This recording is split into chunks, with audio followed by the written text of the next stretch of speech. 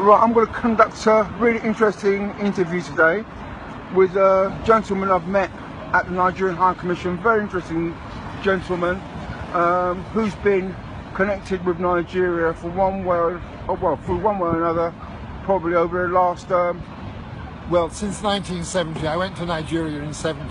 Okay, if you please like to just give me a bit of insight that you gave me earlier on with regard to Nigeria and the whole politics and the issues that we're having today. It'd be really interesting to get an angle from you on what exactly happened. Well, for me, the problem today, it goes back to the Muslim conquest of the north with Usman Dan Fodio and the Fulani Hausa conquest of the north, and the north becomes Muslim. And when the British colonized the north in 1900, what do we, the British, do? We very cleverly rule with a few hundred district officers through the Muslim emirs. It was the best thing that ever happened to Islam in Nigeria.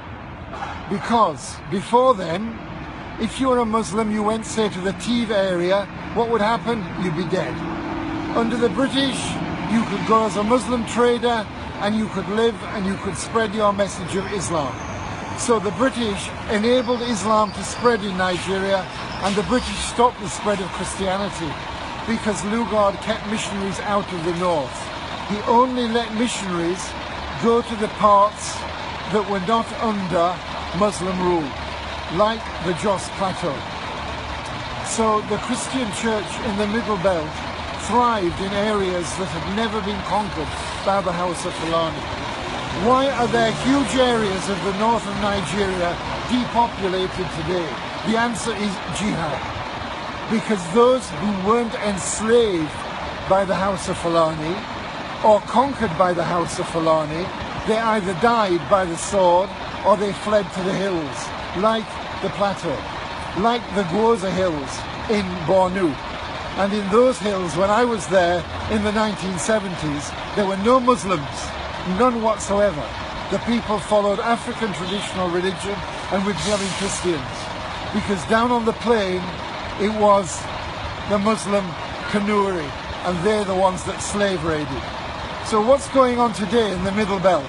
It's nothing to do with herdsmen and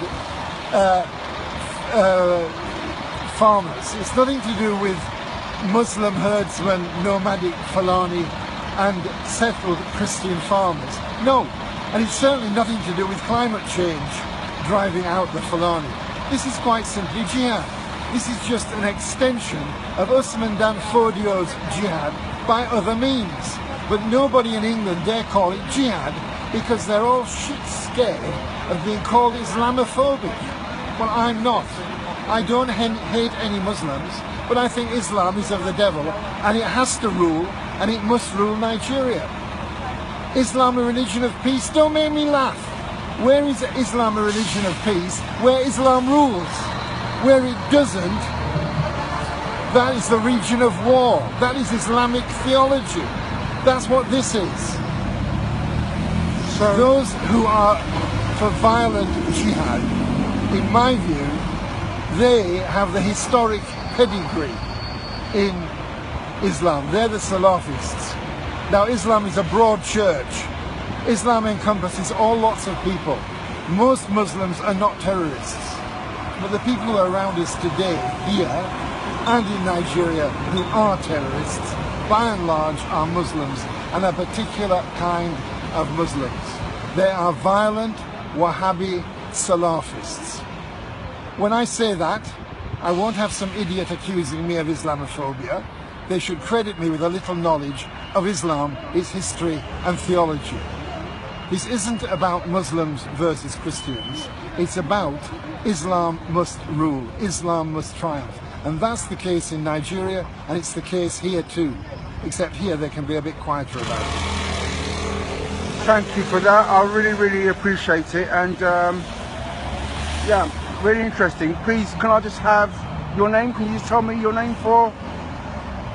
You give me yours, I'll give you mine. Okay, we'll just end.